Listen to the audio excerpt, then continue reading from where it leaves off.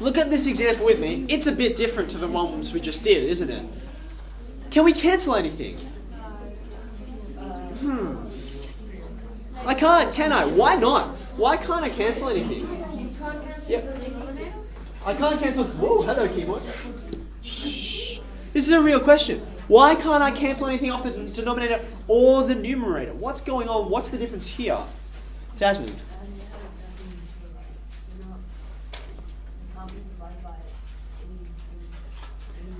Okay, we're thinking about the numerator and the denominator. And there aren't any numbers you can think of. Thanks, hands down. I'll ask again in a second. There aren't any numbers we can think of that divide both. Okay, that's the problem. Now we have some language for this, don't we? Language we learnt in the last topic. Common Japanese. There are no common factors. Japanese. Someone said Japanese. So we're doing Japanese in class. Fine. There's no common factors between 2 and 3 and 5. So you stop. Okay. So therefore, what should I do?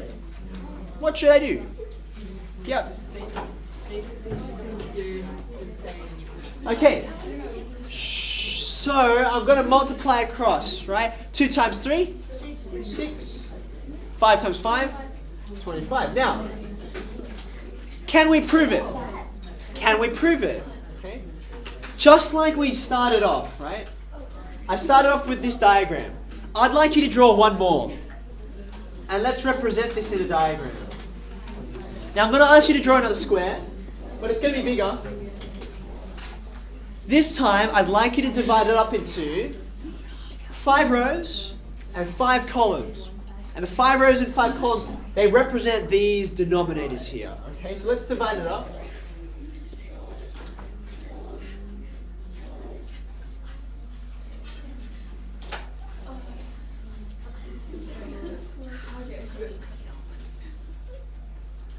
Okay.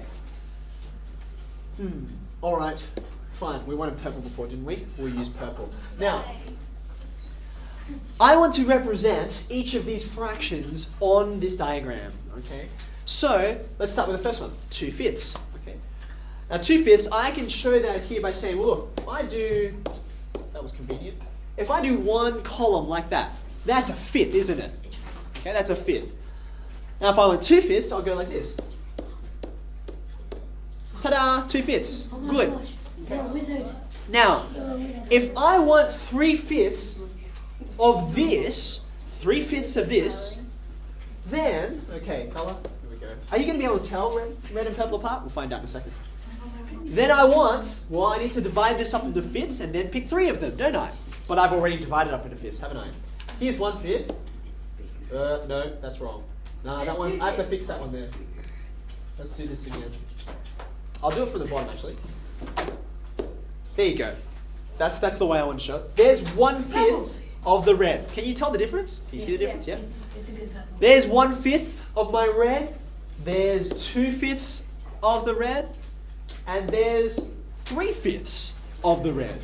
That's 3/5 of 2/5.